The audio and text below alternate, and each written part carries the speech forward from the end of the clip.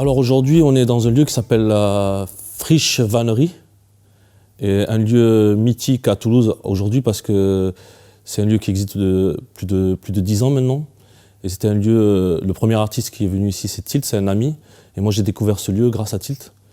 Et j'ai pu réaliser des toiles ici avec lui, en collaboration avec aussi d'autres artistes et tout. Donc j'en garde un super bon souvenir. Et à l'heure d'aujourd'hui, il est encore à disposition aux graffiti artistes, aux street artistes. Et c'est quelque chose qui est unique à Toulouse parce que ce genre d'artiste n'avait vraiment pas de lieu à part peindre dans la rue. Je suis né à Oran, en Algérie. Je suis d'origine marocaine, mais j'ai passé ma plus grande partie à Toulouse. Je suis arrivé à l'âge de 7 ans. Et j'ai grandi dans des quartiers populaires, surtout à la Terrasse, où j'ai commencé à faire du foot et à faire un peu de tag, vandal, dans les fins années 80, avec des amis de la Terrasse. Et on a commencé vraiment à être des purs vandales parce qu'on peignait dans les rues. Déjà dans notre quartier, on était déjà repérés. Et petit à petit, on a commencé à sortir de la Terrasse parce qu'on était déjà un peu trop connus. On avait des gens qui se plaignaient, tout ça. Et petit à petit, on a rencontré d'autres collectifs de graffiti artistes, Arnaud Bernard, Blagnac, Anseli et tout ça. Donc on a décidé de se mettre tous ensemble. Et petit à petit, on a commencé à réaliser des fresques ensemble, dans toute Toulouse. Et on monté un collectif qui s'appelait la True School, qui est devenu mondialement connu quelques années après. Et on a commencé à voyager, à faire le tour du monde et tout ça, et à faire du graffiti un peu partout. Bien entendu, au départ, c'était super illégal, et petit à petit, on a commencé à avoir des commandes, et à faire des fresques dans le monde entier, légales. Alors, il y a peu de temps, la mairie de Toulouse m'a approché pour faire partie du club des ambassadeurs de Toulouse. Et j'étais super honoré et super content parce que, de toute façon, moi, je faisais déjà la promotion de Toulouse à l'étranger.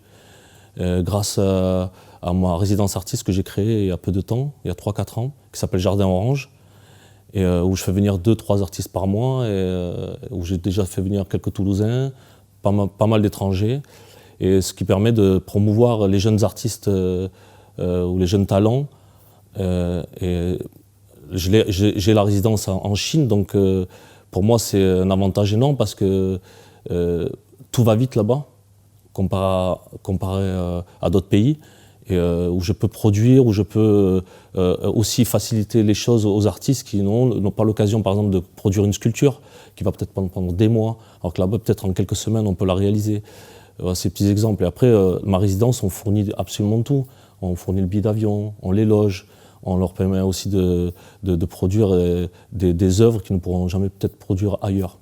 Pour comparer Toulouse et l'Asie, en fait, il y a un fossé qui est énorme, mais quelque part, moi j'aime bien aussi revenir à Toulouse, revoir mes amis artistes, me ressourcer un petit peu et repartir en Asie pour ensuite récupérer toutes mes inspirations avec mes amis et reproduire des œuvres dans ma résidence artiste. Alors moi, à la base, mon rêve, c'était de vivre à New York, parce que c'est le berceau du graffiti, et comme je suis graffiti artiste, pour moi, c'était logique d'aller vivre à New York. Mais à cause des visas, des problèmes, vous savez, quand on est artiste, le statut il est difficile pour pouvoir vivre dans un pays. Et la Chine m'a facilité cette installation, c'est-à-dire qu'on avait des facilités de visa et tout ça. Donc, et pour moi, il n'y avait absolument rien là-bas. Il y avait 14 millions d'habitants. On devait peut-être 2 ou 3 graffiti artistes, donc je pensais qu'il y avait tout à faire. Et Shenzhen est collé à Hong Kong, en fait, c'est la capitale mondiale de l'électronique. Hong Kong, bien entendu, est connu mondialement, mais Shenzhen moins. Et Shenzhen, il y a une trentaine d'années, avait que 300 000 habitants. Maintenant, il y a 14 millions d'habitants, et c'est une ville qui est considérée comme la Silicon Valley de la Chine. Donc il y a vraiment tout à faire, et moi j'ai cette opportunité, des Chinois m'ont approché pour me faire réaliser des grandes fresques. Et quand j'ai vu leur projet, je leur ai demandé s'ils n'avaient pas un studio en plus à me donner, parce que j'en cherchais une surface plus grande. Et en fait, non, ils m'ont dit, on peut te donner même un building. J'ai dit, laissez-moi 10 jours, je reviens avec un projet. Je suis venu avec un projet d'une résidence artiste.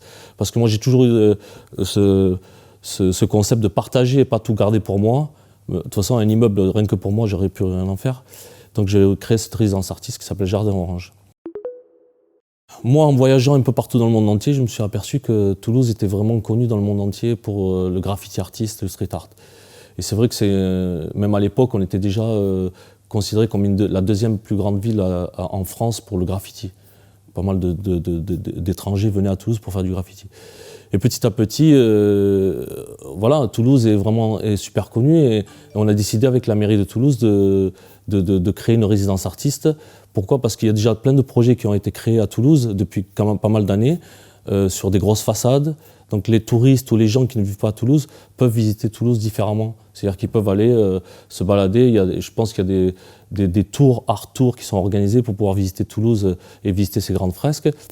Et en fait, le but, c'est de montrer qu'on a aussi un lieu comme la Friche pour pouvoir accueillir des gens, pour qu'ils puissent aussi côtoyer les artistes, voir leurs œuvres. Alors moi, en tant que graffiti artiste, je suis tous les jours étonné de ce qui m'arrive, parce que je participe à des projets énormes à l'heure d'aujourd'hui, après 30 ans de carrière. Bien entendu, je ne suis pas le seul Toulousain. Il y a plein de Toulousains qui ont émergé et exposent dans le monde entier. J'ai pu réaliser une fresque à Atlanta il y a 2 ans, par l'intermédiaire de la mairie de Toulouse. J'ai aussi fait des biennales d'art contemporain, des trucs que je n'aurais jamais pu imaginer auparavant.